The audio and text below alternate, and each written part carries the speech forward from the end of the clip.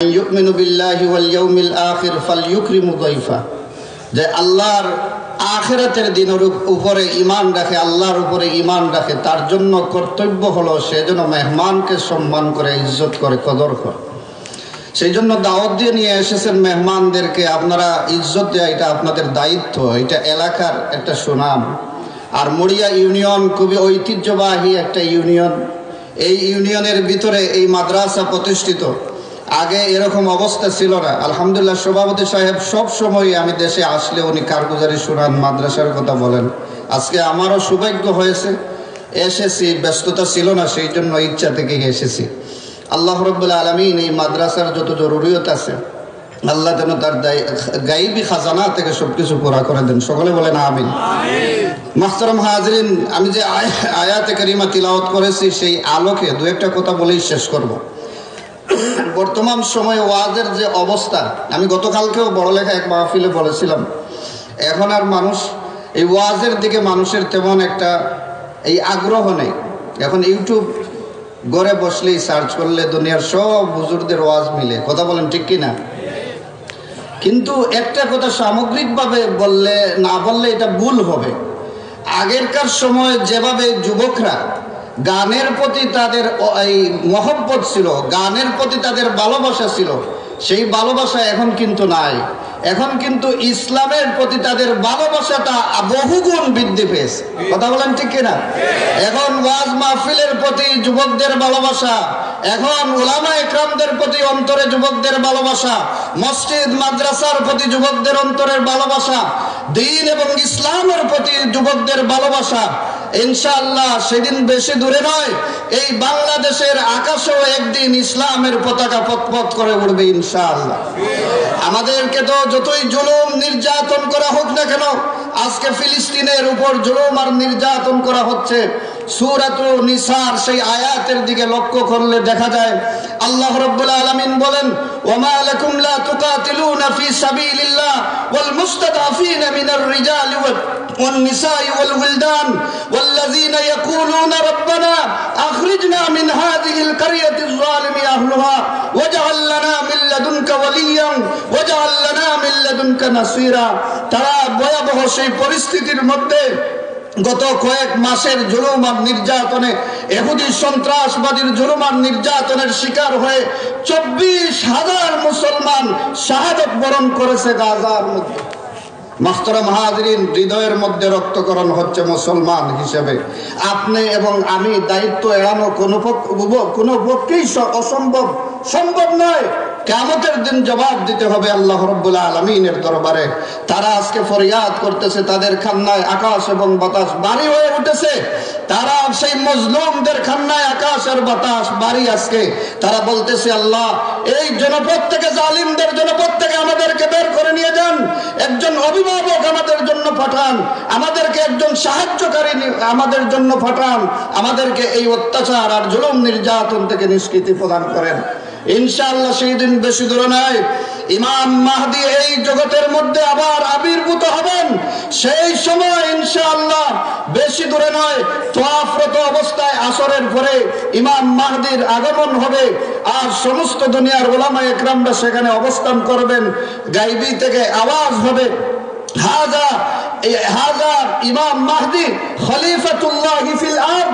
ইনি হচ্ছেন ইমাম মাহদী, যিনি আল্লাহ রাব্বুল আলামিনের পক্ষ থেকে খলিফা হয়ে এই দুনিয়ার জুলুম আর নির্যাতন থেকে দয়ার সাগর আল্লাহ চাইলেই যত মহা পাপী হোক না কেন, তাকে আল্লাহ মুহূর্তের মধ্যে সমস্ত পাপী আল্লাহ পাক মাফ করে দিতেন। মুহতারাম হাজিরিন, 60 বছর একজন মানুষ যদি গুনাহ মধ্যে লিপ্ত থাকে, একজন কাফির, বেঈমান, মুশরিক, কিন্তু 10টা মিনিট মৃত্যুর আগে সে সময় পেয়েছে, আল্লাহর উপরে ঈমান এনেছে, খাঁটি ঈমান এনে দিল থেকে তওবা করে ঈমান এনে সে মৃত্যুবরণ করেছে। হাদিসের মধ্যে আসছে মুহূর্তের মধ্যে তার 60 বছরের গুনাহকে আল্লাহ রাব্বুল আলামিন ডিলিট করে দিয়েছে। সুবহানাল্লাহ! একটা মুহূর্তের কি দাম ভাই, একটা মুহূর্তের কি দাম! 10টা মিনিট যদি কোনো মানুষে পায়, 30 বছরের সমস্ত গুনাহ ডিলিট করা তার পক্ষে সম্ভব। সেই জন্য বলি, ইস্তেগফারের চেয়ে বড় কোনো আমল আর নাই। আল্লাহর রাসূলের কোনো গুনাহ ছিল না। গুফিরা লাহু মা তাকাদ্দামা মিন যামবিকা ওয়া মা তাআখার। আল্লাহ রসুলের সামনের পিছনের সমস্ত গুনাহ মাফ ছিল, কিন্তু এরপরেও দৈনিক 70 বার আল্লাহর রসুল ইস্তেগফার করতেন। এই আয়াত থেকে এটা শিক্ষা নেওয়া উচিত। আর যে ব্যক্তি ইস্তেগফার করবে, আরবের যুগে তো আগে অবস্থা ছিল বৃষ্টি হতো না, অনাবৃষ্টি ছিল, দীর্ঘদিন পর্যন্ত বৃষ্টির সম্ভাবনাই থাকতো না আকাশের মধ্যে। তখন আল্লাহর রসুলের কাছে আসতেন। কোন রিওয়ায়াতের মধ্যে আসছে যে ইবনে আব্বাসের কাছে গেছেন, উনার উসিলা নিয়ে দোয়া চেয়েছেন, আল্লাহ পাক রহমতের বৃষ্টি দিয়েছেন। এই আয়াতের মধ্যেও আল্লাহ বলেছেন এই ইস্তেগফারের মাধ্যমে আরেকটা উপকার হয় মানুষের, সেটা হলো আল্লাহ পাক রহমতের যে বারিশ, সেটা রহমতের যে বারিদারা, সেটা জমিনের মধ্যে আল্লাহ রাব্বুল আলামিন নাজিল করেন। এটা আল্লাহর পক্ষ থেকে একটা রহমত। অনেক সময় যখন বৃষ্টি হয় না, ক্ষেত কৃষি করতে পারেন না, অনেক ফসল আবাদি হয় না, তখন কিন্তু বারবার সলাতুল ইস্তেসকার নামাজ পড়তে পড়তে আমরা হেরান, বৃষ্টি হয় না। একটু আমি কথা সংক্ষেপ, এইদিকে আর যাচ্ছি না, সময় কম, হযরতে বসে এরকম কথা বলাটা উচিত হচ্ছে না। আমি এই আমার যে বিষয় ছিল সব ক্লোজ করে দিলাম, শুধু একটা কথাই বলে আমি শেষ করব। আপনারা এখানে এসেছেন আমলের নিয়তে, কথা বলেন ঠিক কিনা? কথা শুনবেন, আমল করবেন।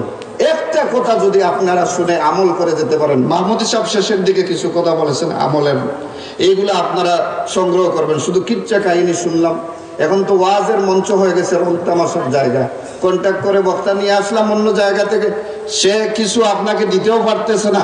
কত সময় কাটানোর জন্য আজান শোনায়, মক্কার একবার, মদিনার একবার আজান, রেডিওর আজান একবার, কোন সময় গান শোনায়, হিন্দি সিরিয়ালের গান, কোন সময় বাংলা ছায়াছবির গল্প শোনায়। ওটা আছে না? না চাবো এখন চলেন না কইন না চাবো।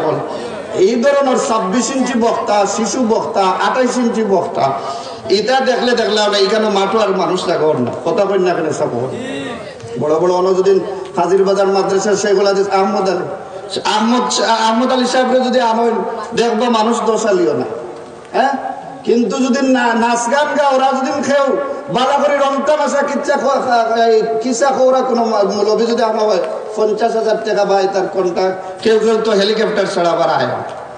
এই ধরনের বক্তা আইলে দেখলো না মাঠও জাগাওয়ার না, পুলিশ কি মনে হয় আপনার শান্তি শৃঙ্খলা রক্ষা করা লাগলো না।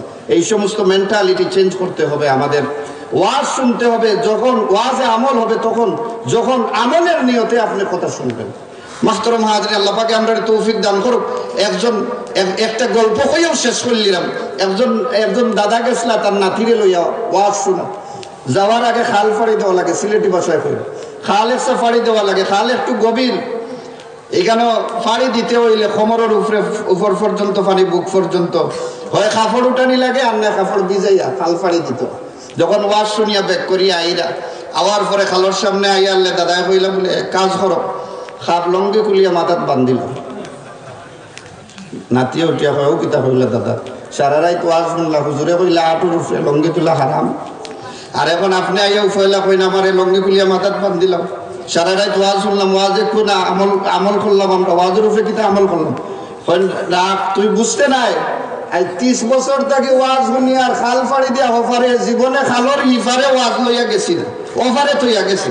তুই না আজকে আমার লগে আইসত নি, খাল ফাড়ি দিয়া ওয়াজ ওখানে গড় পর্যন্ত নিয়ে ফসাই দিতে। এই ওই লোকের অবস্থা। এই ধরনের কন্ডিশন যেন আমরা না হয়, যা শুনবো তার উপরে আমল করার চেষ্টা করবো তো ইনশাআল্লাহ। আল্লাহ রাব্বুল আলামিন আমরা আমলের নিয়তে ওয়াজ শোনার তৌফিক দান। হাজরিন, মানুষ বায়াত গ্রহণ করবেন, 9 জন অনুসারী হবে হযরতে ইমাম মাহদির। এর মধ্যে থেকে প্রায় 7 জন মানুষ হবে যারা আফগানিস্তানের অধিবাসী। মুহতারাম হাজরিন, এখান থেকে বোঝা যায় আফগানিস্তানের উপর দীর্ঘ 19 বছর জুলুম আর নির্যাতন করেছে আমেরিকার মতো পরাশক্তি, কিন্তু সেই কাফির বেঈমানদের পরাশক্তিতে ইমানই সেই মনোবল দাবিয়ে রাখতে সম্ভব হয় নাই। সেই 19 বছর পরে ইসলামের আবার বিজয় হয়েছে। আমরা তো কোরআনে কারীমের দিকে তাকাইলে দেখা যায় সেই কোরআন আমাদেরকে হাত ছানি দিয়ে ডাকতেছে, আম হাসিবতুম আন তাদখুলুল জান্নাহ ওয়া লাম্মা ইয়াতিকুম মাসালুল লাযীনা খালাউ মিন কাবলিকুম মাসাতহুমুল বাসাউ ওয়াদ-দাররাউ ওয়া যুলজিলু হাত্তা ইয়াকুলার রাসূল ওয়াল্লাযীনা আমানু মাআহু মাতা নাসরুল্লাহ আলা ইন্না নাসরাল্লাহি কারীব। আয়াতের তরজমা করার সময় নেই, উলামায়ে হযরতরা আছেন, ওনারা বক্তব্য দিবেন, আয়াতের তরজমা করবেন।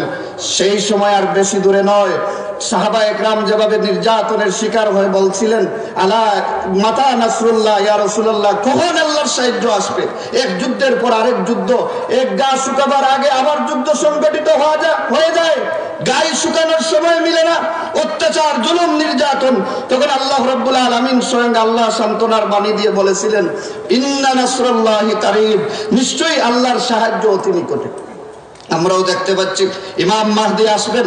গত কয়েকদিন আগে ঢাকার মাহফিলেও আমি বলেছি, ইমাম মাহদি আসার পরে এমন অবস্থা হবে, লা তাকুমুস সাআতু হাত্তা ইউকাতিলাল মুসলিমুনাল ইয়াহুদ, যতক্ষণ পর্যন্ত মুসলমানদের সঙ্গে ইহুদিদের, সেই ইসরায়েলি সন্ত্রাসবাদীদের যুদ্ধ সংগঠিত না হবে।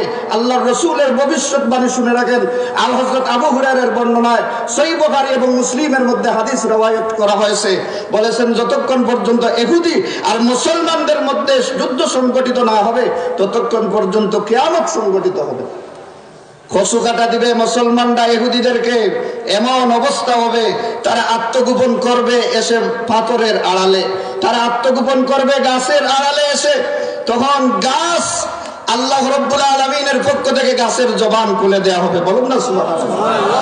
পাথরকে জবান খুলে দেওয়া হবে, গাছ বলবে, ইয়া মুসলিমু ইয়া আব্দুল্লাহ, হাযা ইহুদিয়ুন, হাযা ইহুদিয়ুন খালফি ফাকতুলুহু, তাআল ফাকতুলুহু, এই দেখো আমার পিছনে এসে ইহুদির বাচ্চা লুকিয়ে আছে, তাকে ধরো, পাকড়াও করো, তোমরা আসো আর নিয়ে হত্যা করো।